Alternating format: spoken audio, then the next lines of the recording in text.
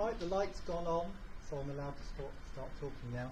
I will try not to move backwards and forwards as much today, because I understand that the audio recording doesn't work very well if I move, so I will try and just stay here. But I'm not very good at that, but I'll try. What we're doing today is starting to think a bit more about the trans-digital and this kind of digital-physical interfaces, with some examples from cultural heritage to begin with that I didn't have time to cover in week 1. I'll talk about some ways in which museums are adopting this idea of hacking and making that we've been discussing over recent weeks. And if I've got time at the end, depending on how much I rabbit on, I will introduce you to another makerspace that we have here at King's. Thing relating to that is what I'll do is I will also send round, I'll do it via email, I guess, or I might send it via the discussion list. We have the opportunity potentially to make use of the makerspace that I'm going to be describing at the end of today, and or doing some of our own kind of making in another space at the college. Now this won't be assessed, it's not a formal part of the course, it's entirely optional, but if you would like to do it, then I would like to know that you can commit to doing it every week. Okay, it will probably be for about 5 weeks between now and the end of Christmas, so there is no pressure for you to sign up to do this thing, but if you would like to have a go accessing and doing some physical making, then I will send you an email and you just respond to me, okay? But say, absolutely no pressure for you to do it. I won't think differently of you if you choose not to, but likewise, if you do want to do it, then I'd like you to be able to commit to doing it every week. And then, however big that group is, what we'll try and do is work out a timetable that works for those of you who are interested. I'm hoping that there'll also be some of our undergraduate students joining in as well. But as I say, it's not a formal thing. Yeah. So just to start off with, so you've already learned a bit about this in the context of the massive open online course that we discussed a bit last week and looked at the week before. But I realised that I hadn't given you any context. So this is a very tiny bit of archaeology for you. If any of you have been to Rome, you've almost certainly seen the place I'm talking about. So Rome.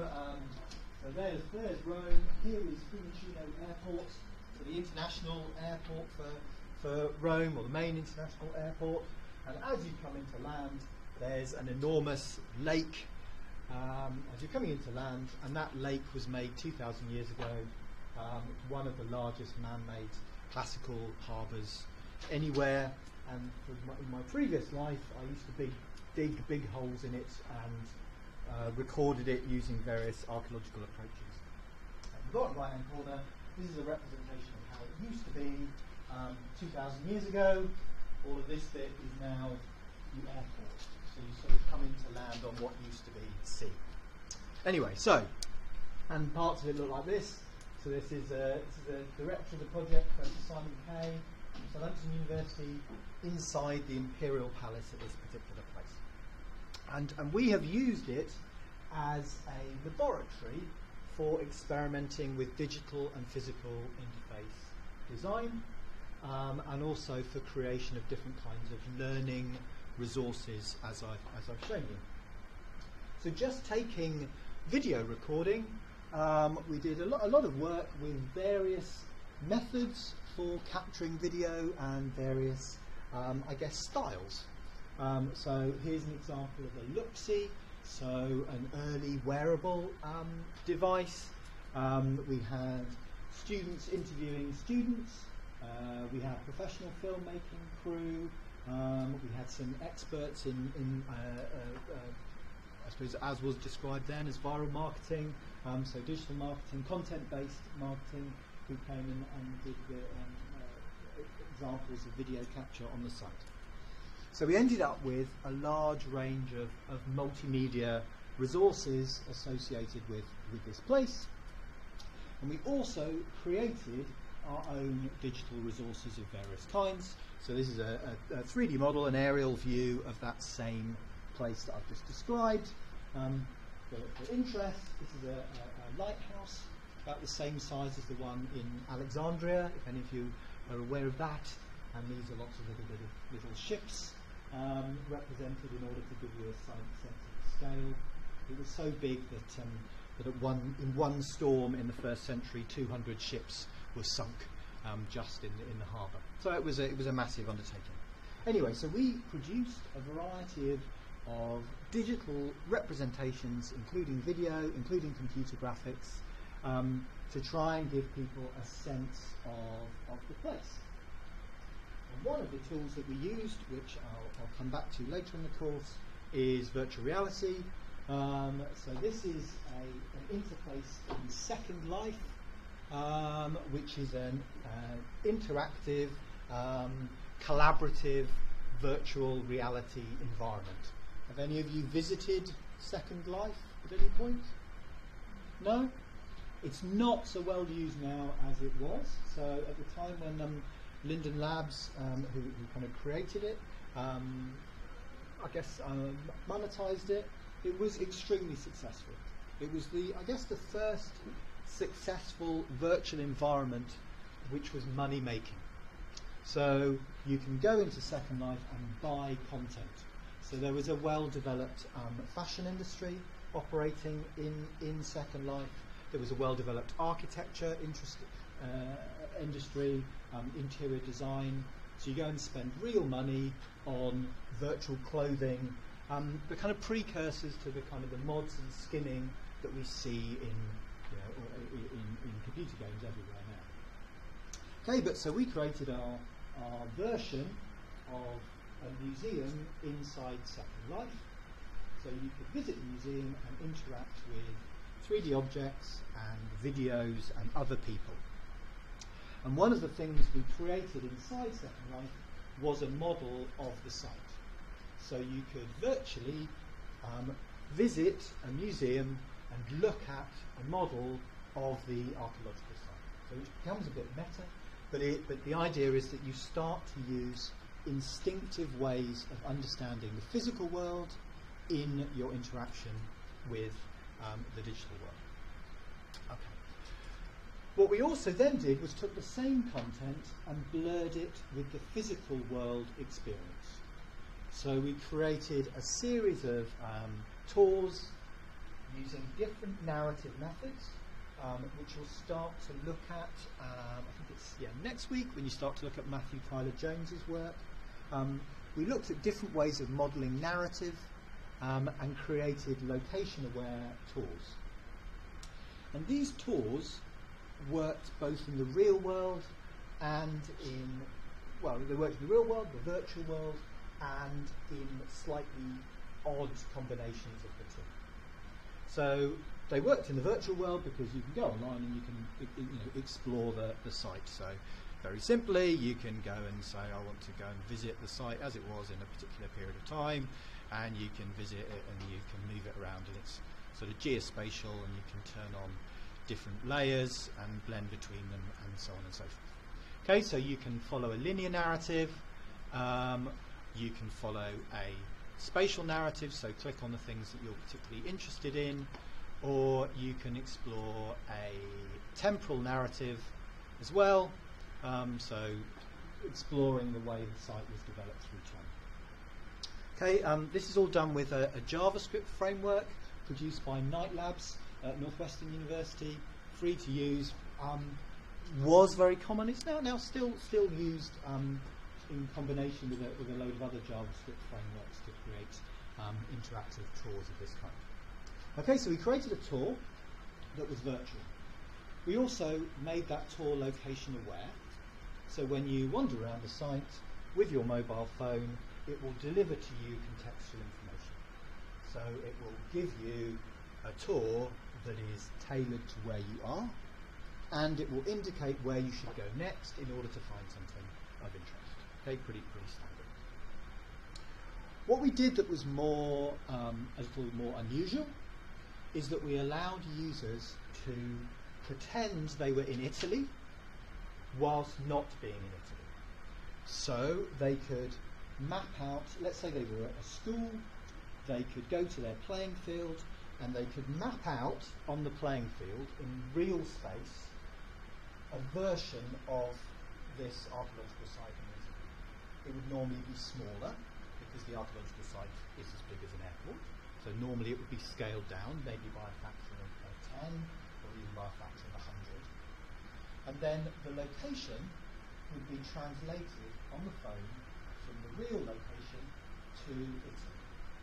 So as the people moved around, we could, if we did it in here, we could move around this site, this room, providing we have locational accuracy, which is another issue, if we were using transponders. So as we moved around this place, it would behave for us as if we were in Italy.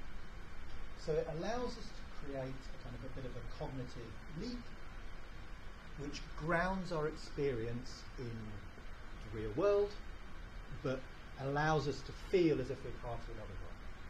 So this is a very simple form of augmentation. But rather than an augmented reality approach where you put something over your eyes or you hold the phone, it's a very subtle, it's almost a kind of a pervasive approach. Because everywhere you go in that space has been made active, it's been made a digital representation, but it's very low fidelity, quite simple. We did that. And the other thing that we did was allow people to print their own tabletop version. So they could print out a map of the site on bits of paper stuck together, and as they identified portions of the site, the phone would identify that place, and very simply, using a computer vision approach, would deliver an augmented reality experience. So you look at the tabletop, and it would show you the same interaction. So that's scaling down the experience down to the level of the table.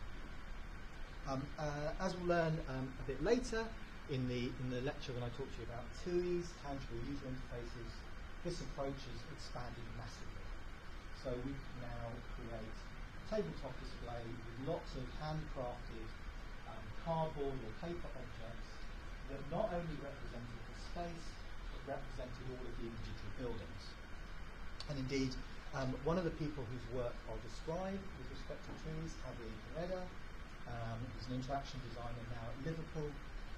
He produced 3D printed versions of some of the buildings, which when you look at through the camera were digitally augmented. And he also produced 3D printed versions of the buildings from this site, which you could project colour and materials onto. So we've gradually taken this kind of hybridisation of digital physical through a number of different journeys. I just name check a few people, so particularly Andy and Ian Kirkpatrick, who are people who together produced a lot of this work. And the other example of the tour, which we've sort of taken to next stage, is via so Cloud Tour, which essentially takes the same data but allows you to let's do the period one. Allows you to produce a little bit more of an interaction. So there's kind of acoustic data here as well as a soundtrack and the usual kind of panoramas and so on and so forth. So it's a bit of a richer media representation of this same thing. And this one also links through, if I can remember where the link is, I almost certainly won't be able to, links through to the MOOC, so the Massive Open Online Course. So if we go to there, let's see if there's one there. There we go, there's the videos, and these videos are from the Massive Open Online Course. So we're providing a mixed kind of physical and digital narrative and geospatial way of interacting with the information that on the MOOC is presented in a very linear format. Okay, so that's one example of this digital physical mixing. Another one is this, which is a small marble head that we excavated from the site and that we have represented in a variety of ways. Any of you who've yet been for a meeting in my office might have seen these precariously balanced on the top shelf. So precariously balanced that a year or so ago it fell off, and the one on the right is a bit smashed, but never mind, it adds to the kind of patina of the whole thing. We produced the 3D printed head on the right as a way of actually encouraging school kids to learn about this object. So we buried it, which is why it looks a bit muddy, and we encouraged people to excavate it on site, which was quite fun. But the agreement that we had with our collaborator, Ian Dawson, who's a sculptor from Winchester School of Art, was that in return for him 3D printing our head, he could do whatever he wanted with the data. Okay? And what he produced for us was the model of the head on the left-hand side. Okay? Does anyone have any views as to maybe why Ian produced the head on the left of the screen as you're looking at it, in return for producing the one on the right?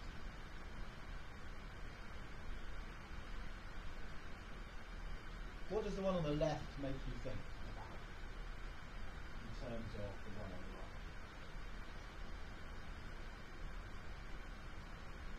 Any idea?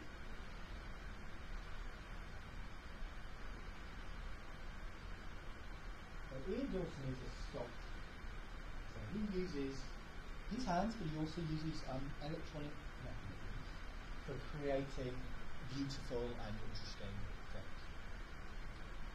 The thing on the right is a 3D printed replica.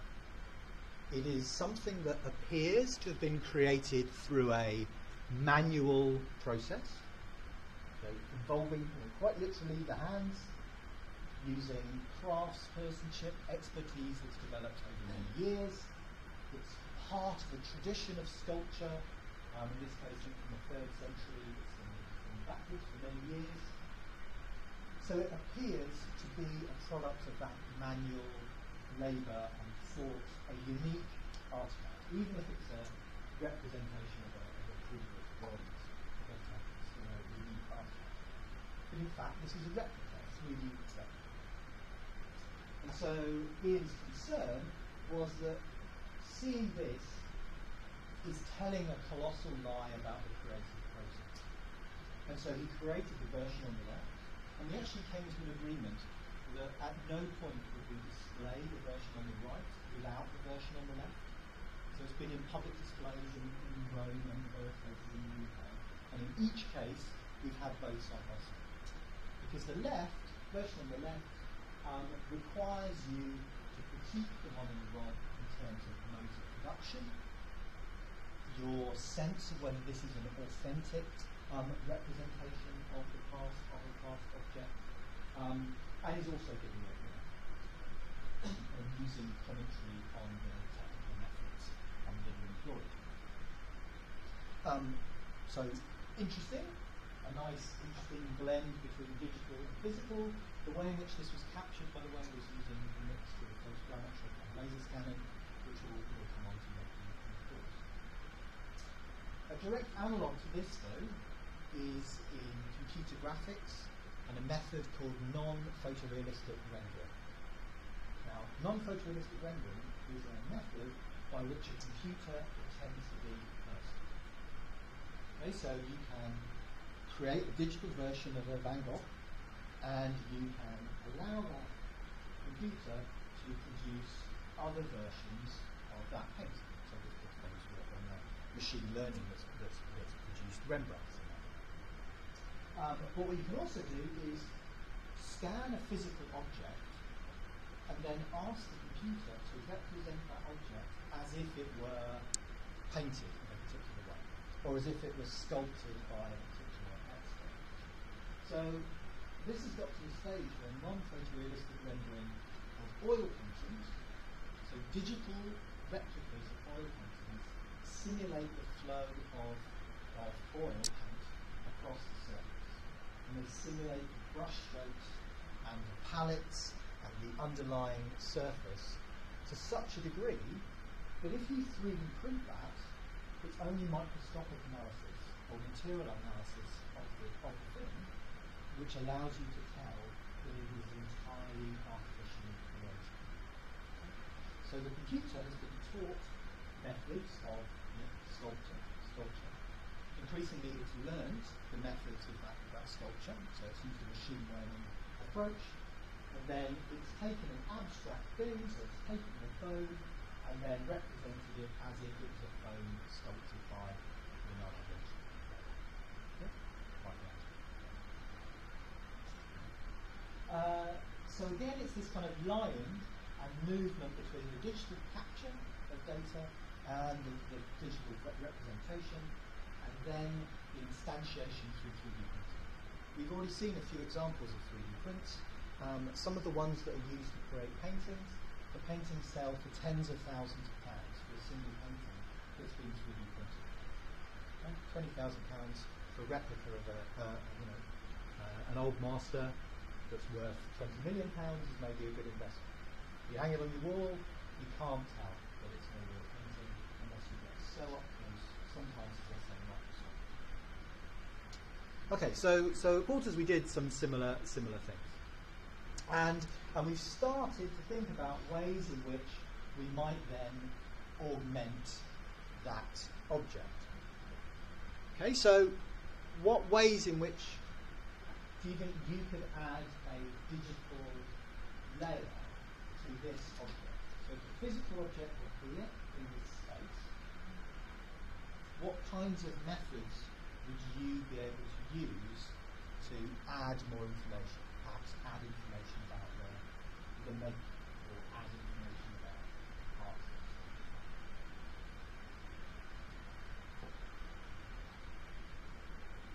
Pretend you have a sculpture in front of you. What could you do in order to give yourself a more interactive experience, a digital addition, digital layers added to that object?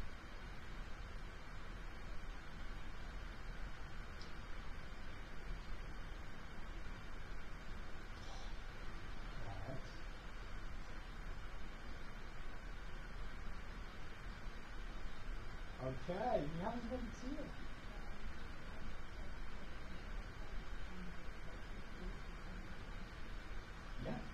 Yeah, many of them work.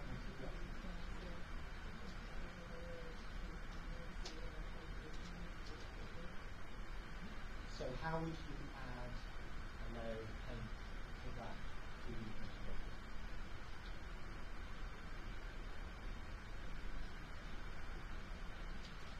Obviously, one is you could paint it. Okay, so you could paint it, yeah? Or you could 3D print it and in lots of copies and lots of people could paint it. Okay? So there's an exhibition called Gods in Colour by the Carlsberg Lithography, which did exactly that. It produced replicas of classical sculptures and repainted them to look like they were the original pieces, very garish sculptures. Okay, so that's one. You could paint it. But if you've got the physical thing, how else? Yes?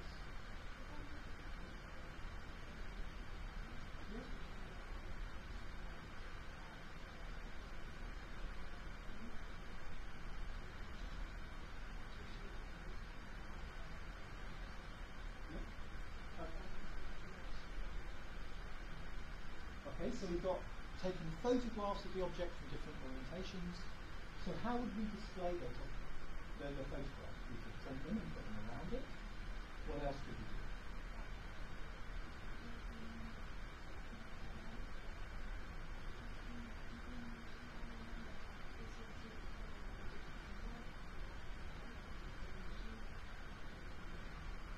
Yeah. Okay, so we could take the photographs. We could actually use those multiple photographs to create the 3D object. That's photogrammetry. But otherwise, we could just interact with those multiple photographs. There was a now discontinued interface called PhotoSynth, which was a Microsoft research application that did exactly that. It allowed you to blend between static photographs of objects and places from different directions. Okay, yeah? What else?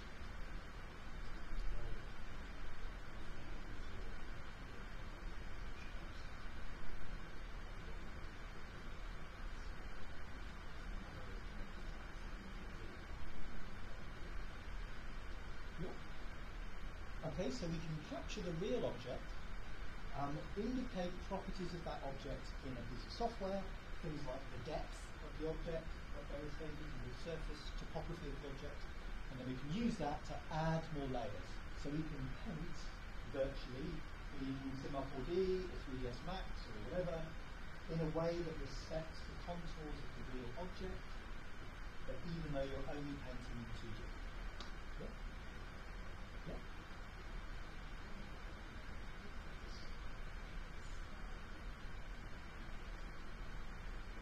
Yeah?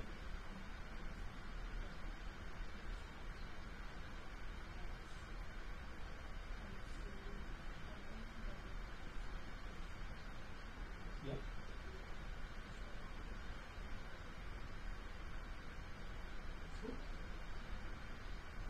Okay, so yeah, we could take the original object, record it, and then represent how that object had aged.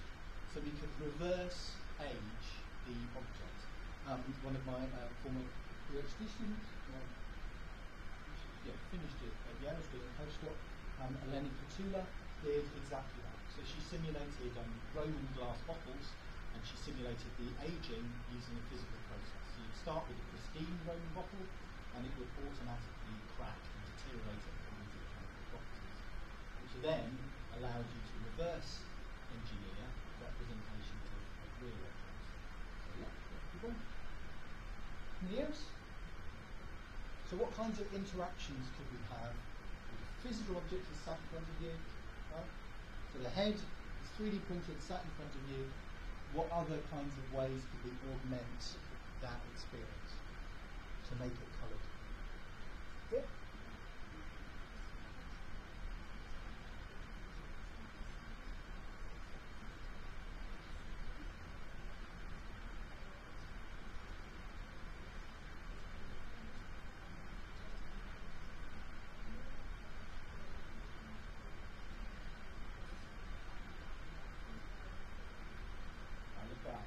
Okay, so the suggestion was that you could talk to the sculpture.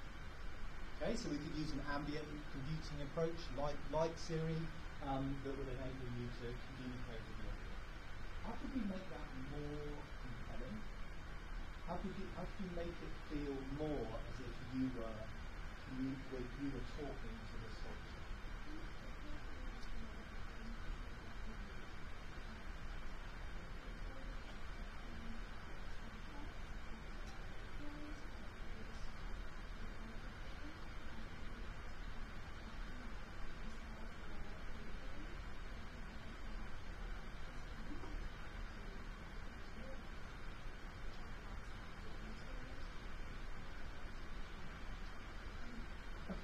Yeah. So we could make sure that the interface was smart enough that the AI experience was one that was kind of appropriate, and then that response might be affected by things like emotional recognition. So obviously, I'm sure you're aware increasing amounts of expertise in recognising emotion from very small amounts of video and even photographic data. It's kind of dubious as to how accurate it's getting, but a rough sentiment, whether someone's interested or not, it's kind of pretty good at. Yeah, so the sculpture could talk to the people in the room who it recognised were most interested in the subject they were talking about. The sculpture could turn in order to face them, and so on and so forth. You've just seen get another terrifying device from Facebook that follows you around the room and zooms into wherever you are. So anyway, but we can take that. So you can, ask Mark Zuckerberg if we can use the same methods for him. One last method that we can add this information, make it appear. Sorry, not just talking, but also make it appear differently, coloured. Last obvious one. On your table, you've all got your phone, so you can use augmented reality as a way of overlaying different kinds of painting schemes on the object. And the issue there is you've got this window floating in between.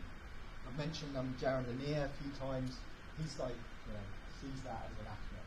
He's holding that window, that kind of moving window in space, just breaks the visceral connection with it. Okay, so those are things we could do. Here's another example of digital physicalness. So have any of you seen this? Damien Hirst exhibition? Wreck of the Unbelievable? I'll just give you a quick, it's only I think 30 seconds or something this one.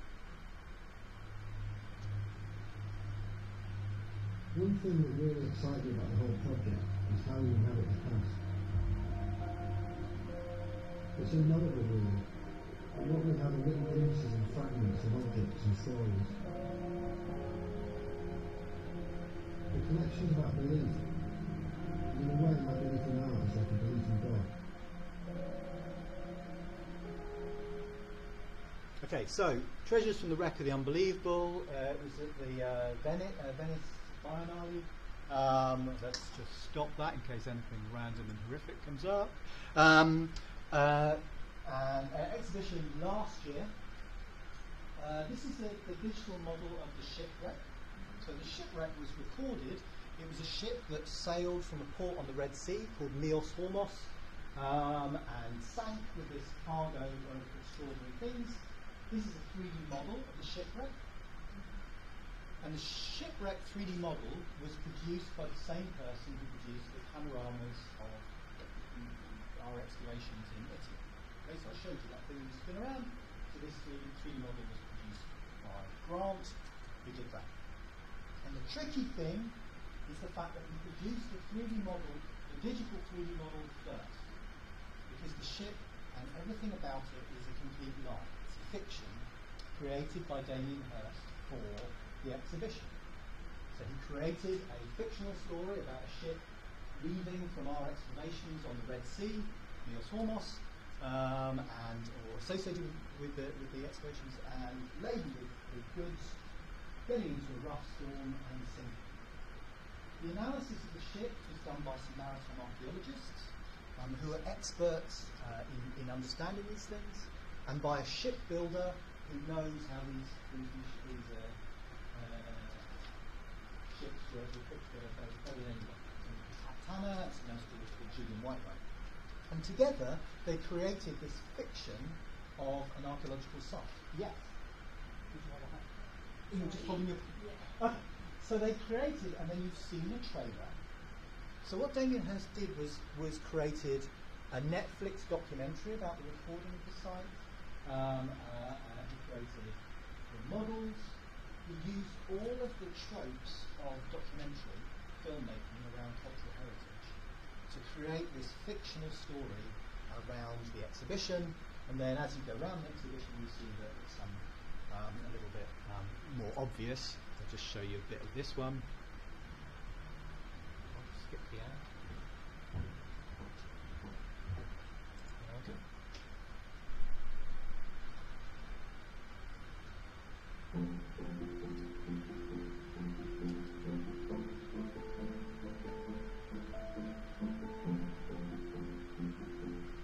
Once you know, it becomes pretty obvious that kind of the representation, so these are 3D printed objects and handmade, huge scientific material. The coral is individually modelled in some cases, or 3D printed and hand painted. Some of the objects, there's David Coates. Some of these objects were put under the water and then retrieved so that to film these things being excavated. So we've gone from 3D models of face used in terms of animation programs for CG artists, to the creation of 3D replicas, to the telling of an enormous lie about a shipwreck that never was.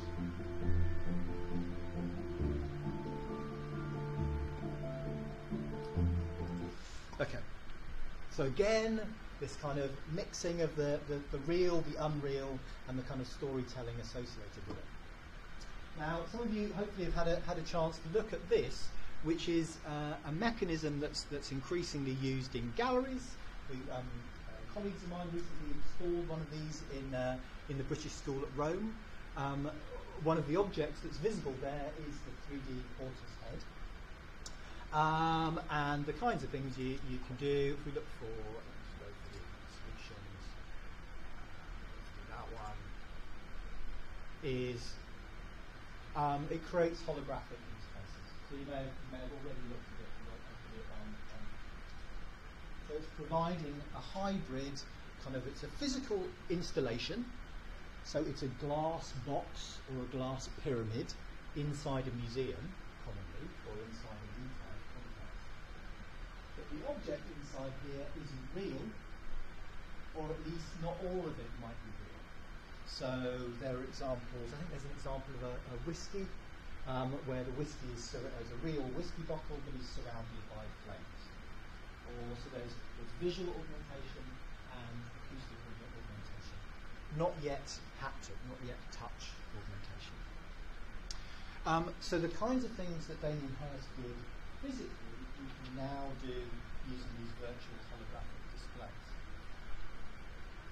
The fact that they're made of glass adds a very particular power to them, because we associate things in glass cases as of having intrinsic value. Yeah, considerable intrinsic value in many cases. Yeah, so the very fact that the object is put in a glass box makes us feel like it's important.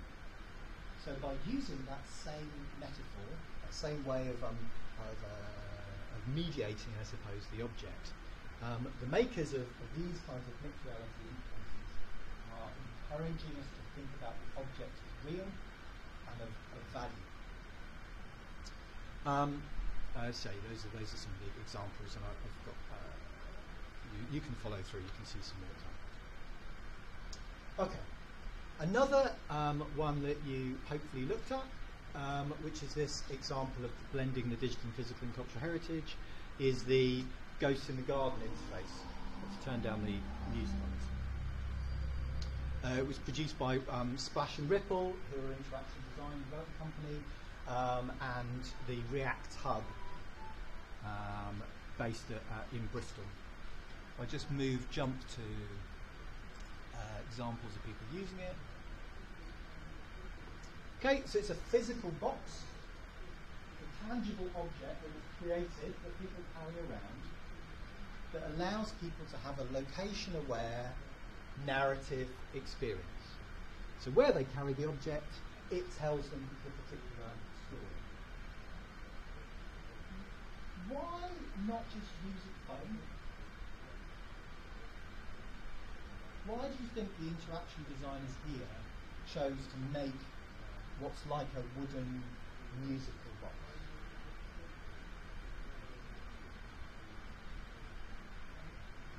Why do that rather than using a phone? Yep.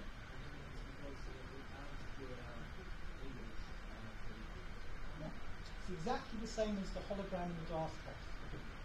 The box carries with it properties of antiquity. It's an antique. Literally, it looks like it's an antique, which fits with the historical story that's being told. And also, it makes you attend, so it makes you experience the object and what that object does in a way that is already making you think about the past.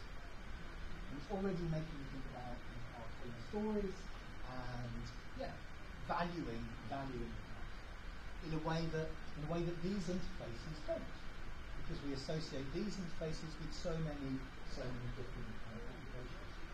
So what you see actually in the museum world is a lot of applications where these kind of things are put into sleeves of various kinds. They're put inside other objects, whether so that you can use them as headsets or so that you're isolating particular properties.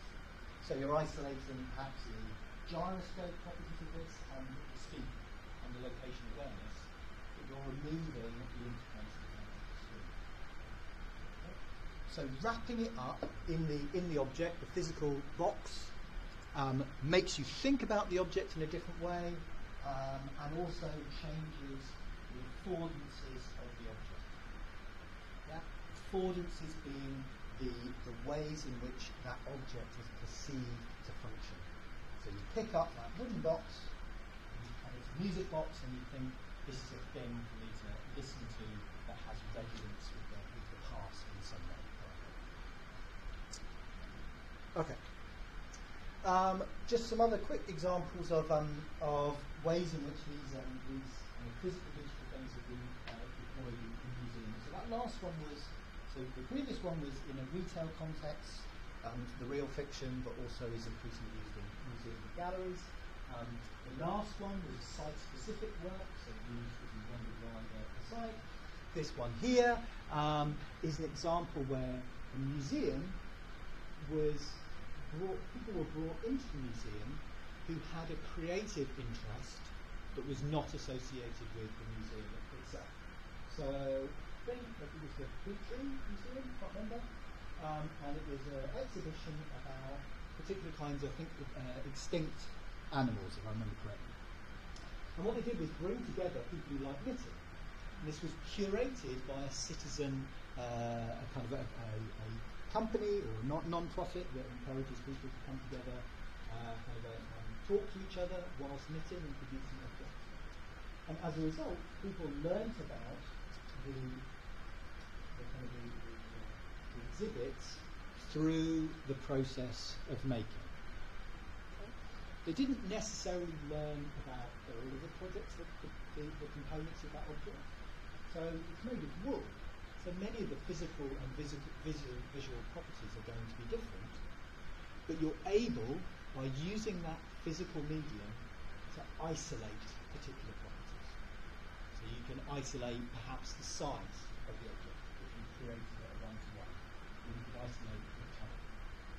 So by using craft approaches, so you can isolate, but you also encourage people to be learning through doing, which is the main motivation for makerspaces too. And we're seeing more and more examples of this in terms of digital making as well as physical making. So the Met Media Lab finished a couple of years ago, so it's kind of a 4 or 5 year experiment. So these will, one of the links will show you the kind of the timeline, but one of the examples, almost as if I prepared this myself, is a colour augmentation of a digital surface. Okay, so it's very simple. So it's a projection of what this looked like when it was coloured. It's animated to a certain extent. If you've got the camera in the right place, it's perspective corrected, although not in this camera viewpoint. Something similar was done by the British Museum. And this was produced as part of a pack by some developers working at the Met Museum. Okay, so we're seeing more and more of that kind of museum becoming hack space as a way of outreach, but also bringing together people who wouldn't normally be interested in museums to experience museums. If you look at the V&A's, the Victoria and Albert Museum's current exhibitions, there are exhibitions about games, which I recommend you go to if you haven't already. It's completely awesome. Alongside that are a lot of workshops. Similarly, the Science Museum at the moment has a series of interactive workshops. And those are effectively encouraging people who are interested in computer games to think more about design methods. So it's translating interest in one domain, so in this case translating interest in app development, software development, into an interest in communication of the past. Another great example of this is they've been run for a few years, is the Heritage Jam at University of York, run by some friends, colleagues of mine. And here's a really nice example. Stuart Eve's work I'll probably come back to at a later point. Stuart Eve produces augmented reality interfaces for the past. He produces visual interfaces and produces acoustic interfaces, and he's also one of the rare people to produce smell interfaces. So you can wear a device that stimulates particular senses of smell as you move around archaeological sites. But in this case, what he's doing is he's produced an augmented reality method for analysing these, which are bones from particular animals, bones from deer. So he's created an interface where you can measure because these the tractors and the scale at the bottom is scaled to the real world, so you can measure the object. And you can also choose different existing examples to compare to. So here's the 3D object, the 3D version next to the real one. Yeah, we're seeing this loads and loads in marketing, loads and loads in product marketing.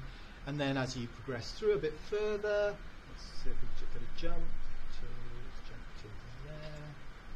Okay, so now he's using the real world scale of the augmented reality to add more information. So you've got the bone, which in turn is being showed alongside a skeleton of the real animal that it derived from. Okay, so it gives you that sense of scale and the location of the object. And finally, this isn't going to come as a surprise. Let's see if we go there. Oh, there we go.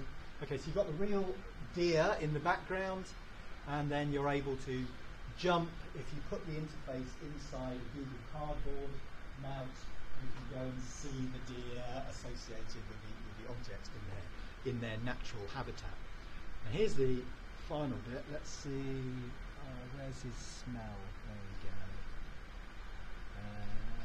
Can't remember where the smell interface is here, but so he's also got a stereo viewer. So this is all done in Unity 3D. So it's generating a stereo view, so you can experience this in 3D space. And I must just find the smell.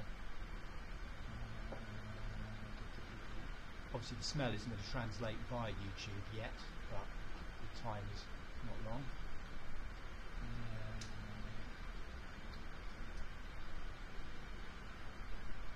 Okay, I can't find the clip where he puts it on. It's basically got a device with 4 boxes on that you strap to your face. And depending on where you are in the world, the virtual world, it stimulates particular smells to be created. This company's working to minimize the number of smell capsules that you need. So obviously the fewer number of smell capsules you need, you can create the largest number of combinations.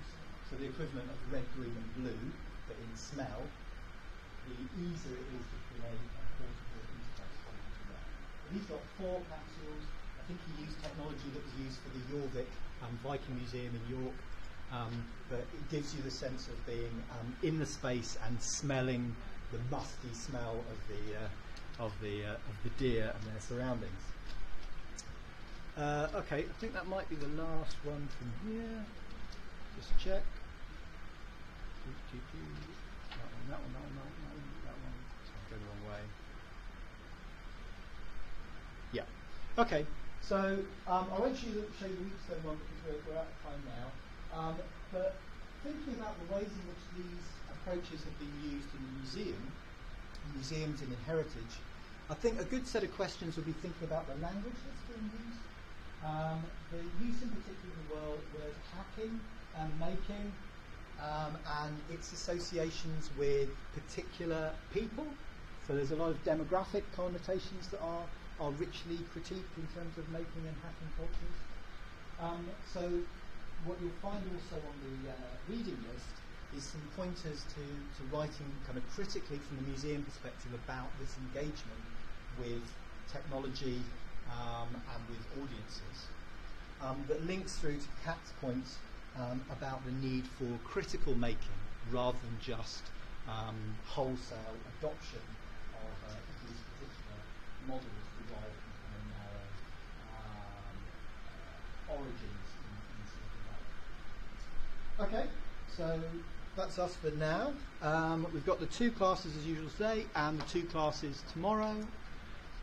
Get your creative heads on because we have some Lego to use for the remainder of the day.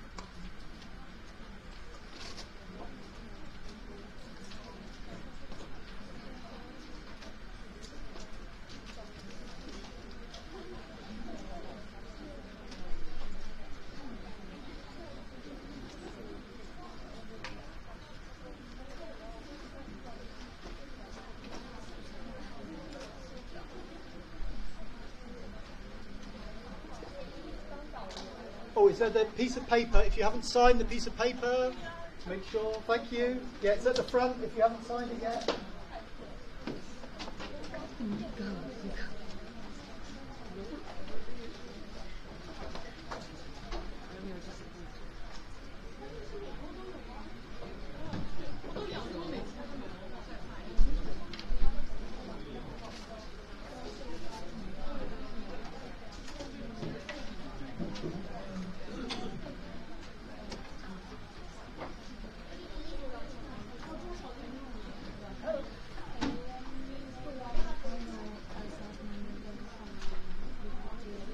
really worried? It's October the 15th. That's what you're spending the next 2 months of your life.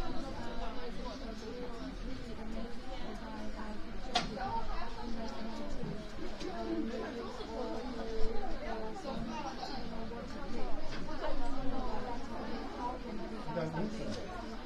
Because the assessment is not just for you on whether you know how a technology or indeed the specific ways in which you present it, other than the fact that you tell a good story about what the design will do and what it's for. So if you found an example, I would take screenshots, and what I would expect from your report would be a couple of screenshots and you writing what the properties were of that instruction you would like to have. So what people have done previously is found, like 5 or 6 examples and taken this bit from there and that bit from there, and this is why I think this from there. So the exercise we just did with the head is exactly what I would like you to do. What are the ways in which you can tell, produce an instruction that draws on the examples that I'm telling you about? I don't want lots of technical detail because it's supposed to be a level playing field. Some of the people here have, you should read that. Some of the people will have that. Some people will not.